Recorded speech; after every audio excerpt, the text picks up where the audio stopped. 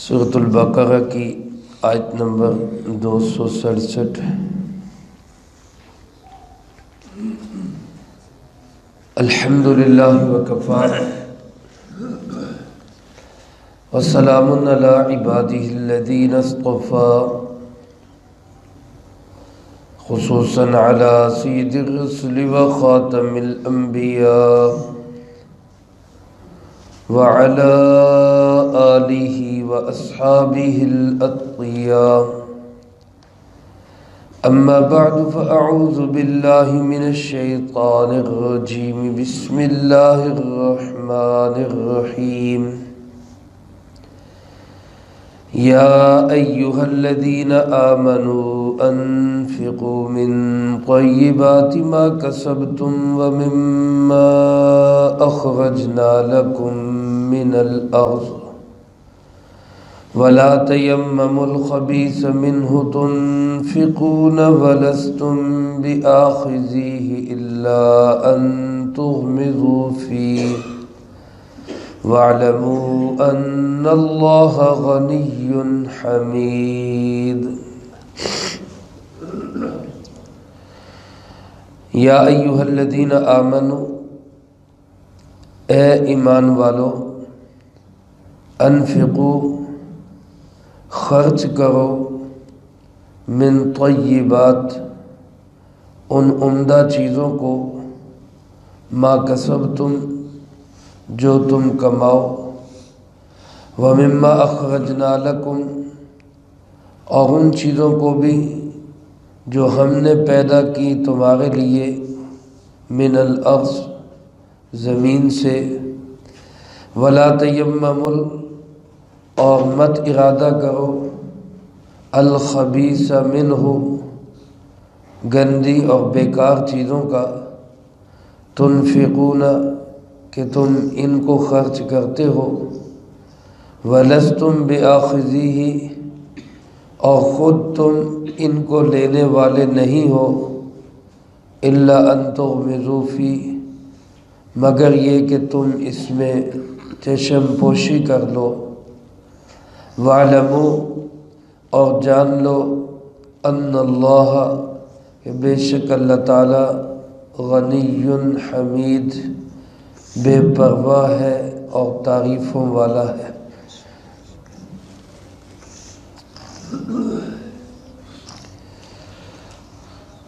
اس سے پہلے رکوع میں بھی اللہ رب العالمین نے مال کو خیر کے کاموں میں خرچ کرنے کا حکم دیا، اس کی فضیلت بھی بیان فرمائی اور اس کی شرائط بھی بیان فرمائی۔ کون سا صدقہ قبول ہے، کون سا صدقہ غیر مقبول ہے۔ جس طرح میرے عزیز دوستو،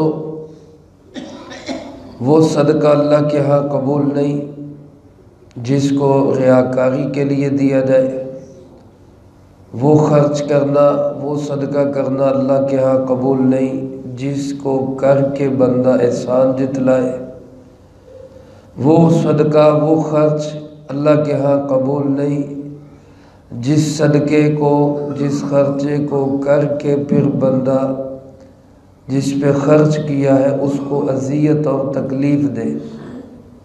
اللہ کے ہاں یہ قابل قبول صدقہ خرچہ نہیں ہے۔ اسی طرح اس آیت مبارکہ میں ایک شرط اور بیان فرمائی گئی کہ اللہ کی راہ میں خرچ کرنا ہے تو حلال اور عمدہ چیز کو خرچ کرو۔ یہ نہیں کہ حرام چیز، ناجائز مال، غلط قسم کا مال، وہ صدقہ کرو، وہ خرچ کرو، یا اپنے گھر کی حلال چیزوں میں بیکار اور ردی چیزیں، نکمی چیزیں، وہ راہ خدا میں دے دو۔ اللہ کے ہاں یہ پسندیدہ نہیں ہے۔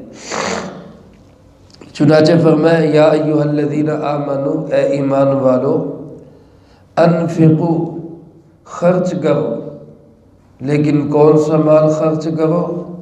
من طیبات ما کسبتم، جو کچھ کما رہے ہو اس میں سے طیبات، طیبات کے علماء نے، مفسرین کرام رحمہم اللہ نے دو معنی لکھے ہیں۔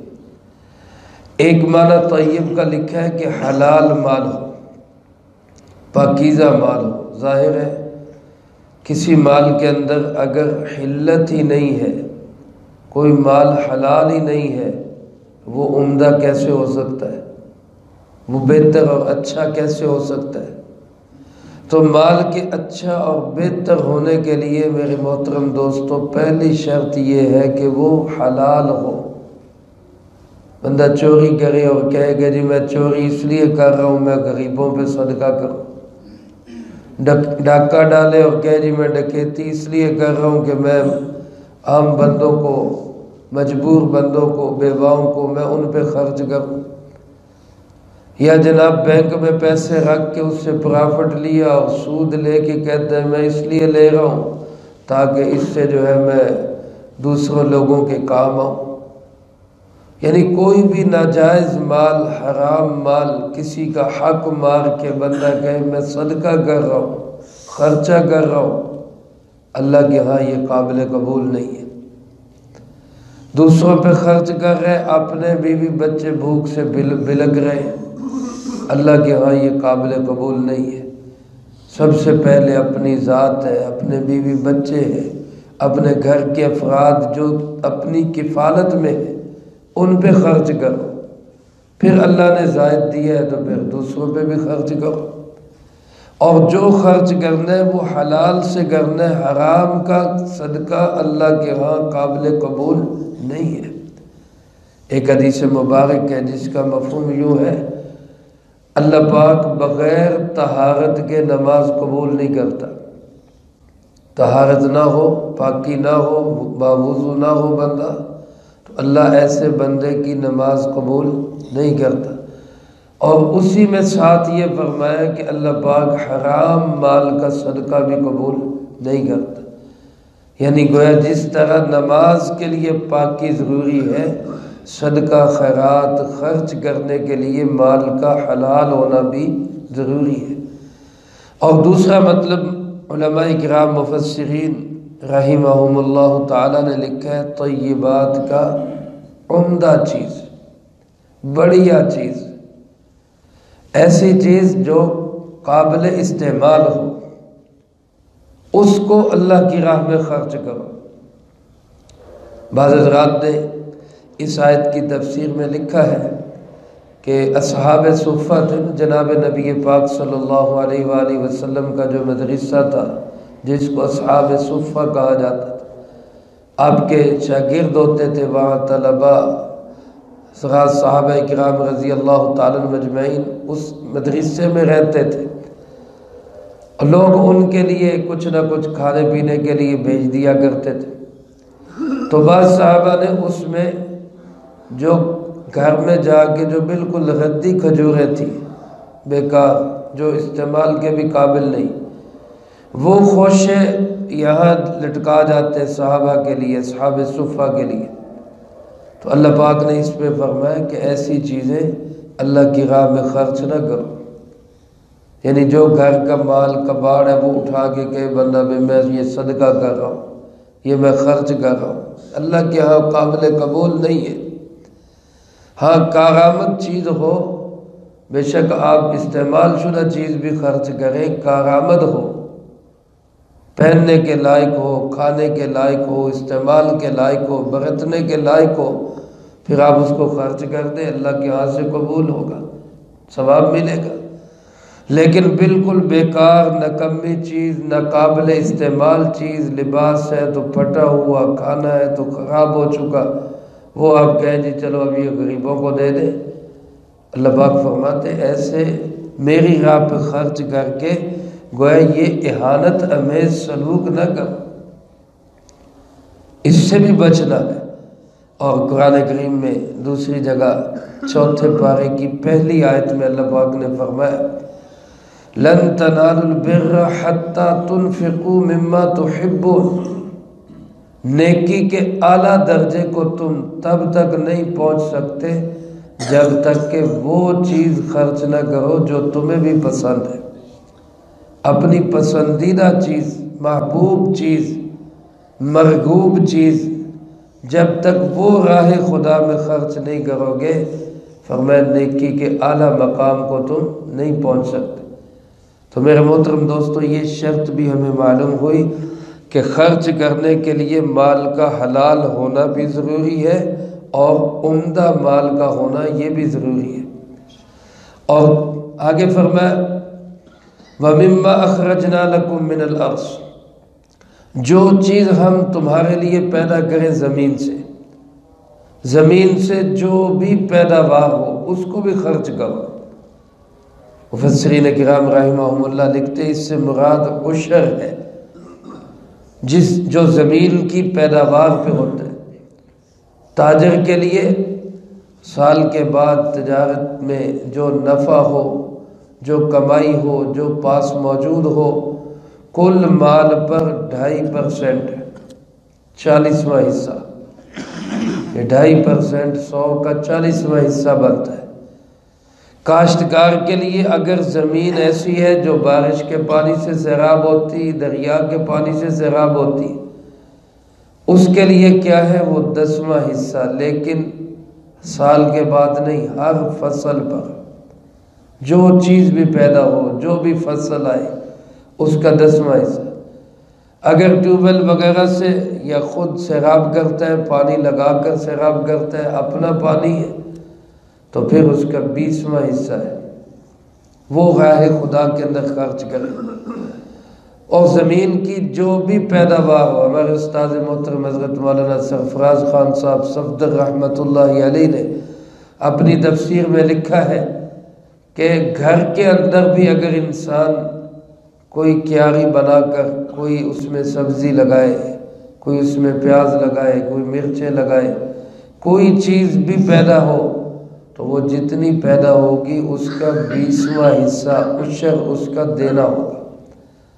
تو جو اسی سے امام ابو حنیفہ رحمۃ اللہ علیہ کے مسلک کی تائید ہوتی ہے، انہوں نے اسی کو دلیل بنایا کہ اللہ پاک نے فرمایا مما اخرجنا لکم، جو کچھ بھی ہم تمہارے لیے پیدا کریں۔ اسی لیے امام صاحب کے نزدیک پیداوار کا کوئی نصاب نہیں ہے، زکوٰۃ کے لیے تو نصاب ہے، اس کے لیے کوئی نصاب نہیں، جتنا بھی پیدا ہو اس میں سے عشر نکالنا ہوگا۔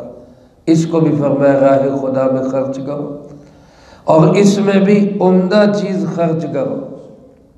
حابیل اور قابیل کا مقابلہ ہوا، آدم علیہ السلام کے 2 بیٹے، اللہ پاک نے دونوں کو کہا قربانی پیش کرو، تو حابیل جو تھا یہ گلہ باندھ تھا، یعنی اس کے پاس ریوڑ تھا، مال مویشی تھے، اس نے اس میں سے عمدہ مینڈا لے کر، خوبصورت مینڈا لے کر وہ راہ خدا میں پیش کیا۔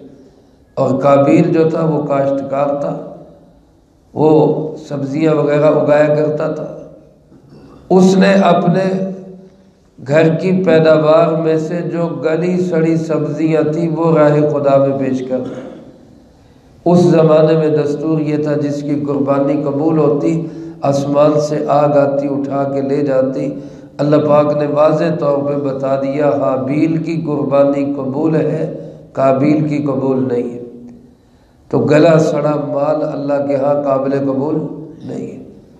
وہ کہتے ہیں ایک آدمی آم کی ریڑھی پہ گیا اور آم والے سے جا کے کہتا ہے بھائی اللہ کے نام پہ مجھے آم دے دو۔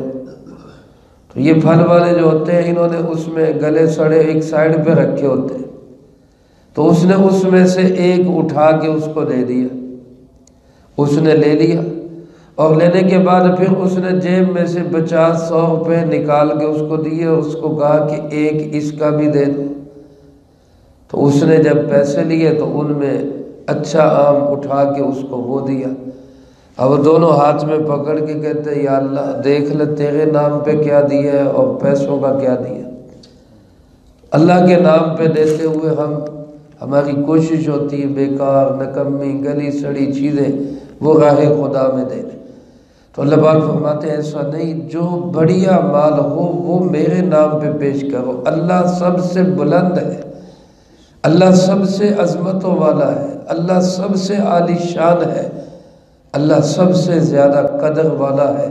تو اللہ کی راہ میں خرچ بھی وہ چیز کرو جو عالی شان ہو، جو قدر والی ہو، بڑھیا چیز ہو، وہ راہ خدا میں خرچ کرو۔ اللہ رب العالمین فرماتے وَلَا تَيَمَّمُوا الْخَبِيثَ مِنْهُ، گندی بیکار نکمی چیزوں کا یا حرام چیزوں کا ارادہ نہ کرو، اس کی نیت بھی نہ کرو، دل میں بھی یہ خیال نہ ہے کہ یہ بیکار اور نکمی چیز ہے، چلو یہ راہ خدا میں دے دو۔ فرمایا جبکہ تمہاری حالت یہ ہے لستم بآخذی، اگر کوئی تمہیں ایسی چیز دے، خود کو ذرا یہاں پہ رکھ کے سوچو کہ تم کسی کے ہاں گئے، تمہیں اس نے گلی سڑی چیزیں دے دیں، تمہیں اس نے باسی کھانا دے دیا، تم کسی کے ہاں گئے، اس نے تمہیں بیکار اور نکمی چیز تمہارے حوالے کر دی، تو تم لوگے اس کو، تم اس کو قبول کرو گے؟ اللہ پاک فرماتے ہیں لستم بآخذی، تم اس کو لینے والے نہیں، الا سوائے اس کے کہ ان تغمضوا فیہ، تم نظر انداز کر دو، چشم پوشی کر لو کہ چلو یار جو دے گیا ادھر کونے میں ڈال دو، رکھ دو، کسی اور کو دے دیں گے، اس طرح تو شاید تم قبول کر لو، ورنہ تمہیں کوئی نکمی بیکار چیز دے کے جائے تو تم بھی قبول نہیں کرتے، تو اللہ کو کیوں دیتے ہو؟ میرے محترم دوستو، آج کے بعد میں آپ سب نیت کریں راہ خدا میں جب بھی خرچ کریں اعلیٰ سے اعلیٰ چیز کو خرچ کریں۔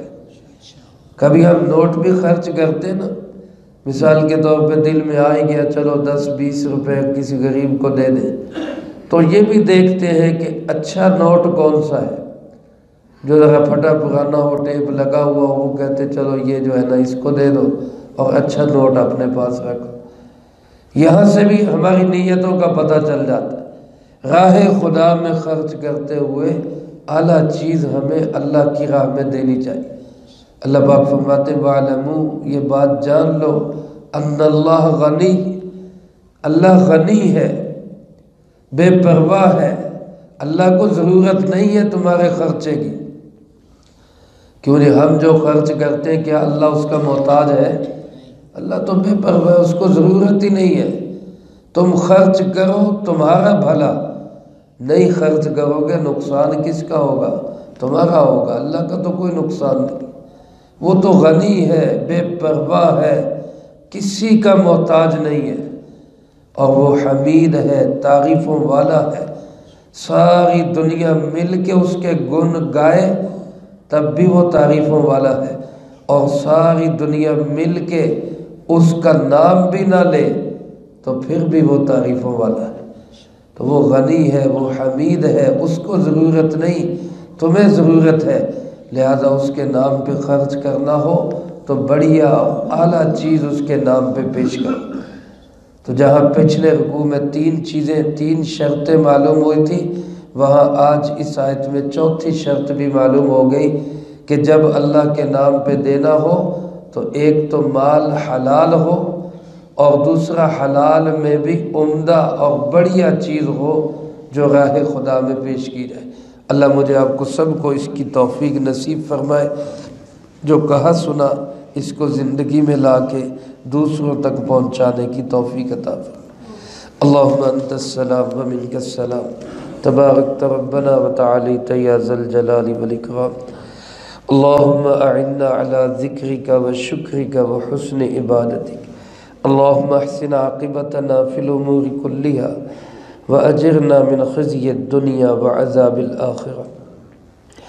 اللهم باقية كباقية الوليد، اللهم استر عوراتنا وآمن روعاتنا، اللهم إنا نجعلك في نحورهم ونعوذ بك من شرورهم، اللهم اكفنا بحلالك عن حرامك وأغننا بفضلك عمن سواك، اللهم اكفنا كل مهم من حيث شئت ومن أين شئت، رب اغفر وارحم وأنت خير الراحمين، رب ارحمهما كما ربياني صغيرا، اللهم ربنا تقبل منا إنك أنت السميع العليم وتب علينا إنك أنت التواب الرحيم، وصلى الله على النبي الكريم وعلى